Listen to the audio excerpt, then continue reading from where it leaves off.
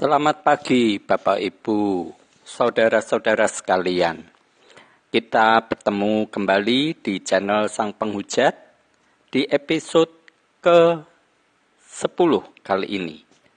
Di episode kali ini kita akan membahas Kitab Kejadian pasal 8, melanjutkan peristiwa banjir besar yang dialami oleh Nuh pada zamannya.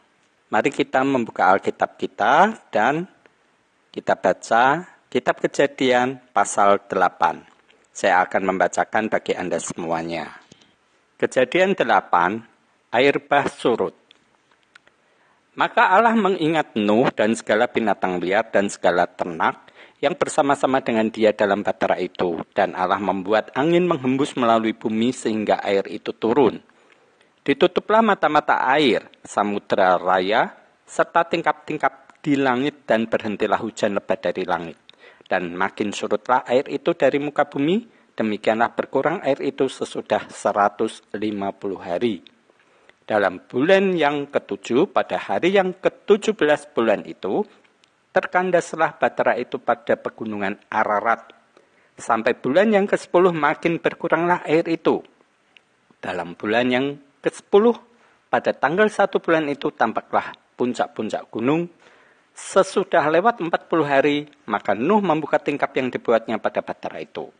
Lalu ia melepaskan seekor burung gagak dan burung itu terbang pulang pergi sampai air itu menjadi kering dari atas bumi. Kemudian dilepaskannya seekor burung merpati untuk melihat apakah air itu telah berkurang dari muka bumi. Tetapi burung merpati itu tidak mendapat tempat tumpuan kakinya dan pulanglah ia kembali mendapatkan Nuh ke dalam bahtera itu. Karena di seluruh bumi masih ada air. Lalu Nuh mengulurkan tangannya, ditangkapnya burung itu dan dibawanya masuk ke dalam bahtera itu. Ia menunggu 7 hari lagi, kemudian dilepaskannya pula burung merpati itu dari bahtera.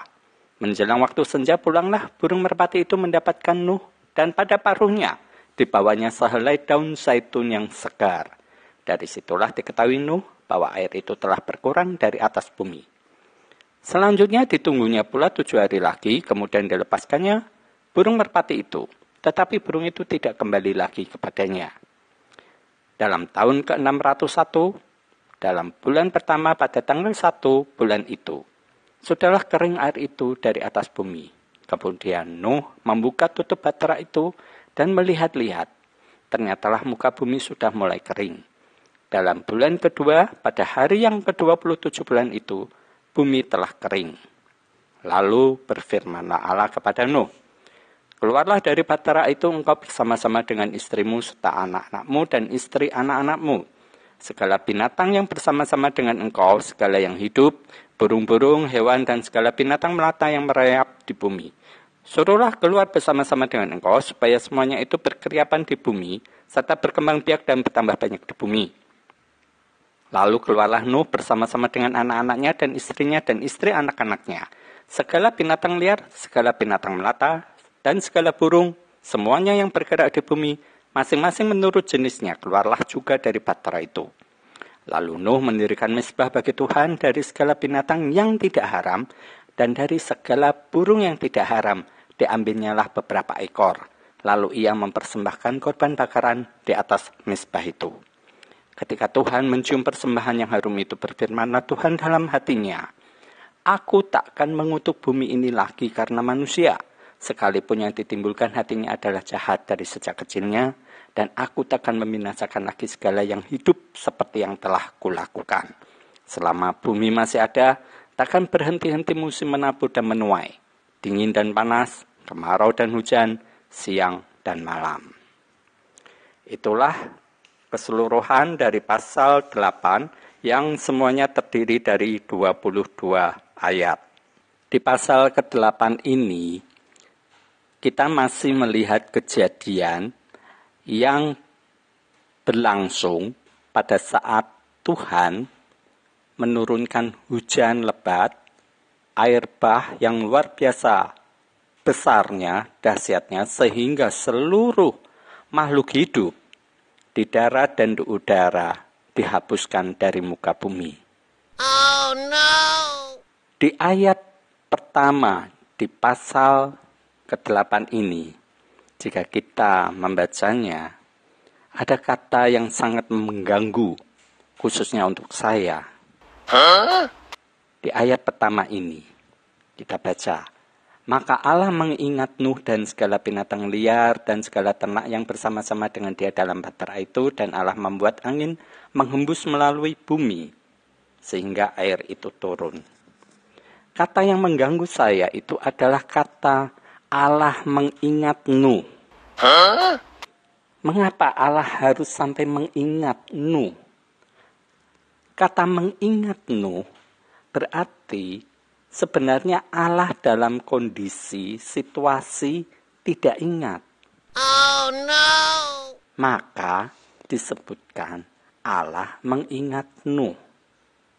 Kata ini sebenarnya lebih diperhalus oleh LAI. Jika kata ini dibuat lebih apa adanya, akan disebutkan sebagai teringatlah Allah akan Nuh. Konotasinya sama, bahwa Allah mengingat Nuh, Allah teringat akan Nuh. Sama-sama ingat kepada Nuh. Berarti kondisi situasi Allah saat itu tidak ingat kepada Nuh. Dan mendadak dia ingat kepada Nuh dan segala binatang liar yang ada di bahtera tersebut. Buat saya pribadi, kata ini sangat janggal dan sangat mengganggu. Sosok Allah yang luar biasa bisa dalam kondisi lupa. Ini sungguh sangat berbahaya. Oh no! Bahkan di dalam Alkitab Sabda sendiri tidak dijelaskan secara rinci mengenai tafsiran dari kata tersebut. Hanya diberikan satu tanggapan bahwa apabila Allah seakan-akan tidak memperhatikan kita, maka kita lebih baik memberikan perhatian dengan cara menghampiri Tuhan untuk tetap taat dan setia kepada firman dan roh-Nya. Bayangkan di sini, jika yang ditulis ini benar, maka jangan salahkan Tuhanmu, Allahmu itu. Karena memang Tuhan Allahmu itu pelupa. Kalimat ini saya sendiri tidak suka. Dan saya pribadi menganggap itu sebagai kejanggalan terhadap sosok Tuhan yang maha sempurna. Jika kita ini manusia, memang kita sering berada dalam kondisi lupa. Saya sendiri sering mengalami hal tersebut, sering lupa. Untungnya tidak berakibat yang fatal. Namun, sungguh luar biasa jika sosok Tuhan yang kita sembah ini berada di dalam kondisi lupa. Lantas, di mana kemahasempurnaan Dia sebagai sosok yang diagungkan tersebut? Jadi saya pribadi beranggapan bahwa kalimat ini tidak benar.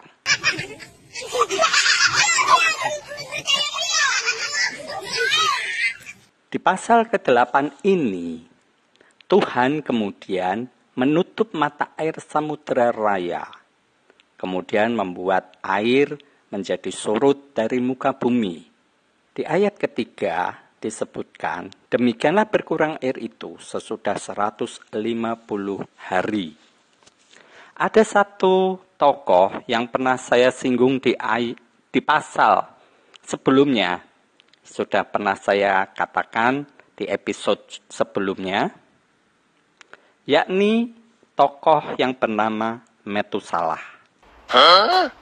Tokoh ini sebenarnya menarik, sangat menarik buat saya. Jika Anda memperhatikan silsilah dari Adam hingga Nuh ini, pernah saya katakan bahwa Metusalah ini meninggal pada saat waktu kejadian air bah ini. Jika Anda mempunyai waktu, Anda bisa membuka pasal-pasal sebelumnya untuk mencari silsilah dari keturunan Adam, dan Anda membuat urutan umur mereka dan kelahiran dari anak-anak mereka secara berurutan. Saya mencoba membuat urutan tersebut, dan seperti yang sudah saya katakan di episode sebelumnya, bahwa Adam meninggal ketika usia Lamek 11 tahun. Kemudian Set ini meninggal ketika Metusalah berusia 123 tahun. Di urutan berikutnya, Enos meninggal pada saat Metusalah berusia 84 tahun. Jadi Enos ini meninggal lebih dulu daripada Set, bapaknya. Ini bisa Anda buat sendiri urutannya. Sementara anak Enos, yakni Kenan, meninggal pada saat Metusalah berusia 179 tahun. Anak Kenan yang bernama Mahalaleel meninggal pada saat Metusalah berusia 234 tahun. Dan Yared meninggal pada saat Metusalah berusia 366 tahun. Sedangkan Henokh ini meninggal pada saat Metusalah berusia 113 tahun. Sementara Metusalah sendiri meninggal pada saat banjir bah tersebut. Jika Anda bisa membuat diagram ini sangat menarik mengenai tokoh yang bernama Metusalah. Seperti juga di episode-episode yang lain. Di sini, di channel Sang Penghujat, selalu ada hal-hal yang menarik yang selalu bisa kita kupas, kita jabarkan, kita renungkan, dan kita teliti mengenai kebenaran-kebenaran dari data-data yang disajikan oleh Alkitab kita ini. Kita perhatikan mengenai Metusalah ini.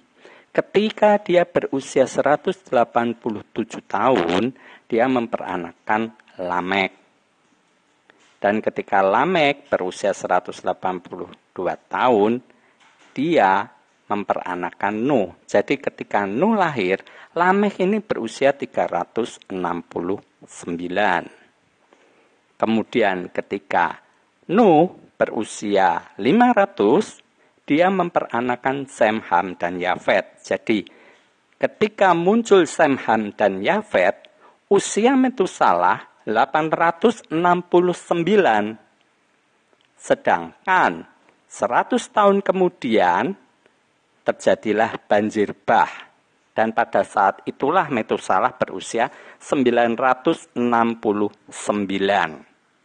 Tepat 100 tahun. Dia tutup usia pada saat kejadian air bah ini. Tidak diceritakan apakah Metusalah ini meninggal pada saat air bah tersebut. Tapi saya bisa berasumsi bahwa memang Metusalah ini meninggal pada air bah terjadi. Oh no! Apa yang mendasari saya mengatakan bahwa Metusalah ini meninggal pada saat kejadian air bah? Sama seperti di channel yang terdahulu sudah saya katakan, jika kata nama dari Metusalah ini seperti kata-kata orang Jawa. Metusalah. Metu berarti keluar, salah, ya salah, keliru. Jadi Metusalah ini keluarnya keliru. Keluar dari mana? Kemungkinan besar pada saat kejadian itu, Metusalah melakukan satu tindakan keluar dari tempatnya yang keliru. Sehingga dia terkena banjir. Harusnya dia bisa ikut bersama dengan bahtera cucunya, cicitnya, tetapi karena dia keluarnya keliru dari tempat dia, akhirnya dia terkena banjir itu. Oh no! Metusalah. keluarnya keliru. Sehingga dia tewas dalam kejadian air bah. Ya memang menggelikan juga, namanya Metusalah, keluarnya keliru. Akhirnya dia binasa pada saat air bah terjadi. Jika Anda melakukan browsing di internet, seperti juga di episode kemarin saya katakan, apakah banjir besar pada zaman Nuh ini kejadian nyata ataukah hanya sekedar dongeng?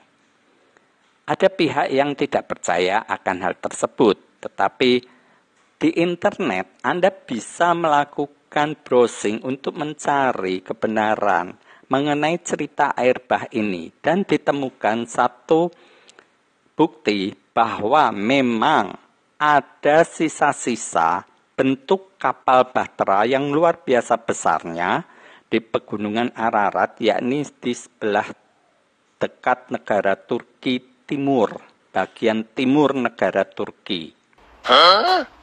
Ditemukan dalam berupa fosil bentuk kapal bahtera yang luar biasa besarnya di Turki sebelah timur, di pegunungan Ararat. Yang lebih mengejutkan adalah dengan ditemukannya bahtera ini, ternyata kayu gofir yang digunakan oleh Nuh di dalam pembuatan bahteranya ini, setelah diteliti lebih mendalam, ternyata kayu ini sebenarnya adalah kayu jati yang berasal dari Jawa Timur. Jadi ini menguatkan pendapat saya bahwa Metusalah itu sebenarnya adalah nama orang Jawa. Lucu ya? Tapi itulah kenyataan yang memang dipaparkan di Alkitab ini dan kemudian saya bandingkan dengan hasil penelitian secara ilmiah. Memang saya sendiri belum pernah melihat, tapi data-data ini pun bisa Anda ambil, Anda lihat melalui internet. Anda bisa browsing melalui Google, Anda search, begitu Anda cari, dan Anda akan menemukan data tersebut. Dan ini sungguh sangat mengejutkan bahwa ternyata kayu yang digunakan oleh Nuh yang disebut sebagai kayu gofir ini ternyata adalah kayu jati kuno memang yang berasal dari Jawa Timur. Ini menimbulkan asumsi yang berbeda. Apakah sebenarnya Nuh itu hidup di Indonesia, khususnya di Pulau Jawa? Kalau kayu-kayu yang digunakan ini adalah berasal dari Jawa, yaitu kayu jati.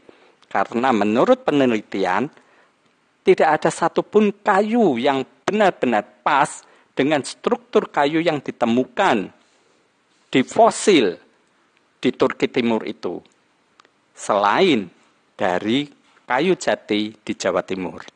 Jadi, kemungkinan besar Nuh hidup di Pulau Jawa. Sedangkan bagaimana dia terdampar hingga di Gunung Ararat di Turki Timur, ya karena memang air bah menutup semuanya. Jadi, dia ada di Pulau Jawa, terombang-ambing oleh samudera raya yang luar biasa. Semuanya tertutup oleh air selama lebih dari setengah tahun dan kemudian terdampar di Turki.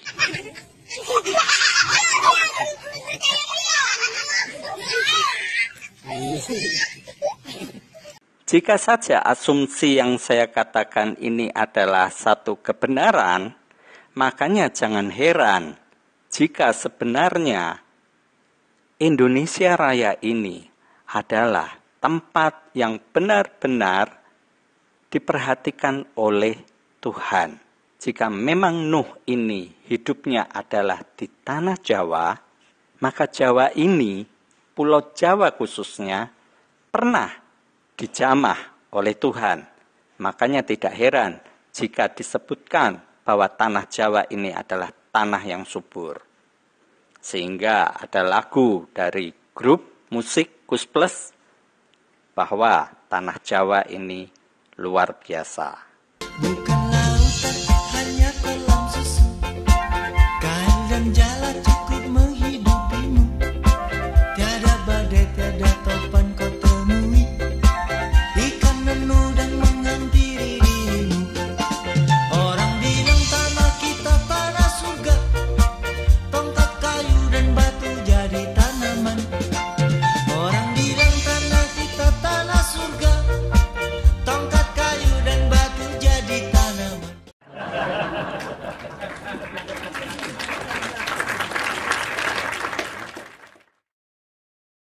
Kita baca lagi di ayat selanjutnya, di ayat keempat. Dalam bulan yang ketujuh, pada hari yang ke-17 bulan itu, terkandaslah bahtera itu pada pegunungan Ararat. Ya, pegunungan Ararat yang kita tahu disebutkan sekarang adalah di Turki Timur, sebelah timur. Di bulan ketujuh, jika kita ingat bahwa di bulan kedua, tanggal ke-17, terjadilah hujan. Berarti ini terjadi 5 bulan. Masih berada di dalam bahtera tersebut. Di ayat kelima, sampai bulan yang ke-10 makin berkuranglah air itu. Dalam bulan yang ke-10 pada tanggal 1 bulan itu tampaklah puncak-puncak gunung. Sesudah lewat 40 hari, maka Nuh membuka tingkap yang dibuatnya pada bahtera itu, lalu ia melepaskan seekor burung gagak. Namun karena masih banyak air, burungnya ini kembali. Kemudian Nuh melepaskan burung merpati, dan burung merpatinya juga kembali. Di ayat ke-10, barulah burung itu dilepaskan dan membawa sehelai daun zaitun segar. Nah, berarti di sini ketahuan kalau ada daun zaitun berarti pucuknya sudah tidak terbenam oleh air. Di ayat ke-14, dalam bulan kedua pada hari yang ke-27 bulan itu bumi telah kering. Berarti jika di bulan 2 tanggal 17 hujan, maka di bulan kedua tahun berikutnya pada tanggal 27 bumi kering. Berarti setahun kejadian ini Nuh berada dalam kondisi sulit yang luar biasa. Dia bersama binatang, bersama istri, menantu dan anaknya di dalam bahtera tersebut selama setahun. Jika kita, Anda dan saya yang mendengarkan, melihat video ini, kita pun sebenarnya sama mengalami yang dialami oleh Nuh. Karena kita sekarang berada dalam kondisi pandemi oleh karena ada wabah COVID-19. Kita berada di rumah kita masing-masing, kita diisolasi sama seperti dengan Nuh, dialami oleh Nuh beserta keluarganya. Dan semoga saja jangan sampai terjadi selama 1 tahun. Walaupun sekarang sudah berlangsung lebih dari setengah tahun, 7 bulan. Karena terjadinya dari bulan Februari, sekarang sudah bulan 9, berlangsung 7 bulan. Sementara di negara lain, di Cina, itu terjadinya akhir tahun 2019. Jadi sebentar lagi mereka akan memasuki setahun wabah pandemi COVID. Semoga jangan sampai seperti Nuh, selama setahun dia berada di dalam bahtera tersebut. Kita lanjutkan di ayat ke-15. Lalu berfirmanlah Allah kepada Nuh, keluarlah dari bahtera itu engkau bersama-sama dengan istrimu serta anak-anakmu dan istri anak-anakmu. Segala binatang melata, kemudian supaya semuanya itu berkeriapan di bumi serta berkembang biak dan bertambah banyak di bumi. Dan ini kemudian di ayat berikutnya, Nuh keluar bersama-sama semuanya. Di ayat ke-20, kita baca, Lalu Nuh mendirikan mezbah bagi Tuhan dari segala binatang yang tidak haram dan dari segala burung yang tidak haram. Diambilnyalah beberapa ekor, lalu ia mempersembahkan korban bakaran di atas mezbah itu. Ketika Tuhan mencium persembahan yang harum itu, berfirmanlah Tuhan dalam hatinya, aku takkan mengutuk bumi ini lagi karena manusia, sekalipun yang ditimbulkan hatinya adalah jahat dari sejak kecilnya. Dan aku takkan membinasakan lagi segala yang hidup seperti yang telah kulakukan. Selama bumi masih ada, takkan berhenti-henti musim menabur dan menuai, dingin dan panas, kemarau dan hujan, siang dan malam. Menarik gak ayat ini bagi Anda? Ini justru dari ayat-ayat terakhir inilah sangat menarik untuk diteliti, dikupas, dan dijabarkan, Anda renungkan. Di ayat ke-20 ini, Nuh mendirikan mezbah untuk memberikan persembahan kepada Tuhan. Dia mengambil dari segala binatang yang tidak haram dan dari segala burung yang tidak haram, diambilnyalah beberapa ekor. Anda masih ingat di episode kemarin, kita baca juga di pasal kemarin, berapa yang masuk ke dalam bahtera Nuh dari tiap binatang itu? Masuknya sepasang. Sekarang dia mengambil dari binatang yang tidak haram dan segala burung tidak haram, diambilnya beberapa ekor. Nalar enggak itu? Habis dong. Kalau yang masuk aja hanya sepasang, kemudian ini diambil beberapa ekor, kan berarti yang dikorbankan ini musnah. Sekarang kita tidak akan pernah melihat binatang itu lagi karena sudah dikorbankan oleh Nuh. Iya kan? Jika kita membaca dari pasal sebelumnya bahwa yang masuk hanya sepasang, kemudian ini dia ambil, dia bakar, dikorbankan sebagai persembahan kepada Tuhan, nah habis dong. Musnah itu, jenis itu pasti sudah tidak ada lagi sekarang. Sudah dihabisi Nuh sebagai persembahan. Dan kita lihat di ayat ke-21, ini justru yang sangat menggelikan kalau buat saya. Sama seperti di ayat pertama. Di ayat ke-21 ini, Tuhan mencium persembahan yang harum itu. Berfirmanlah Tuhan dalam hatinya. Kalau Tuhan berkata dalam hatinya, enggak usah Tuhan lah. Saya berkata dalam hati saya, apakah Anda ngerti? Jelas tidak ada yang tahu jika saya hanya berkata dalam hati. Jika tidak pernah saya ungkapkan kepada seseorang, rahasia itu akan tersimpan dalam hati saya, dalam diri saya sendiri. Bagaimana mungkin penulis kitab Kejadian ini bisa mengerti hati Tuhan? Apakah Tuhan memberitahukan hal ini? Ini kita harus teliti, kita simak untuk kitab-kitab berikutnya. Untuk mencari kebenaran dari ayat ke-21 ini. Dan kita juga melihat, ketika Tuhan mencium persembahan yang harum, dia berjanji tidak akan mengutuk lagi. Ini seakan-akan Tuhan begitu mudahnya disuap oleh suatu persembahan. Jadi jangan heran jika korupsi sampai sekarang tetap susah untuk dihilangkan di bumi Indonesia ini. Jika memang Nuh sendiri itu berasal dari Jawa, sekarang dia mempersembahkan korban untuk menyuap Tuhan, dan Tuhan yang disembah Nuh itu juga bisa disuap.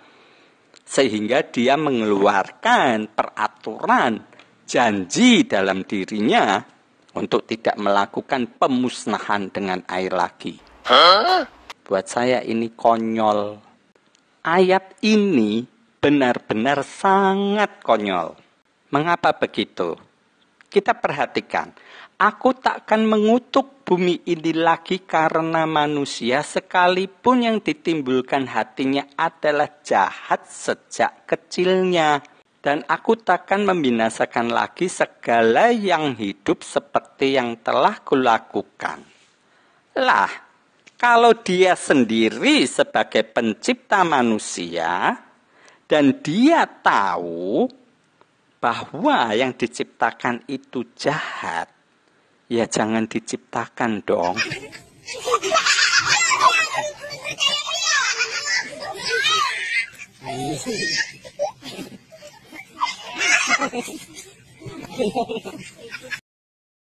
Sehingga kejadian air bah ini sebenarnya suatu tanda tanya. Jika memang pada waktu kejadian sebelum air bah ini adanya raksasa, orang-orang gagah di mana mereka hidup katanya melakukan kejahatan semata, bukankah Tuhan itu Maha Tahu? Bukankah Dia yang menciptakan? Memangnya Dia tidak tahu bahwa kehidupan orang ini akan melakukan apa nantinya? Apakah hanya tinggal menciptakan selesai? Jika memang demikian, sungguh lebih hebat para ahli robotik zaman sekarang. Mereka membuat robot, jelas tahu apa yang menjadi tugas dari robot tersebut. Apa yang dilakukan oleh robot tersebut. Jelas ada pada program mereka sejak awal. Kalaupun terjadi kerusakan itu pada robot tersebut. Dan tidak akan mengacaukan yang lain. Dan Tuhan pun lebih cepat harusnya menghentikan itu sejak awal. Kalau seorang robotik mampu melihat kerusakan pada robot yang dibuatnya, dia akan segera menghentikan robot tersebut dan memperbaiki programnya. Sesimpel itu, tidak akan membakar, memusnahkan robotnya. Mengapa Tuhan yang maha sempurna, Tuhan yang maha kuasa, justru hanya main memusnahkan, tanpa memperbaiki, tanpa mengampuni. Baru setelah Nuh memberikan persembahan, mendirikan mezbah, dan mengorbankan binatang-binatang, baru dia merasa tersanjung, merasa tergugah hatinya, dan melakukan janji ini. Mengapa tidak dari dulu-dulu? Tuhan macam apakah itu?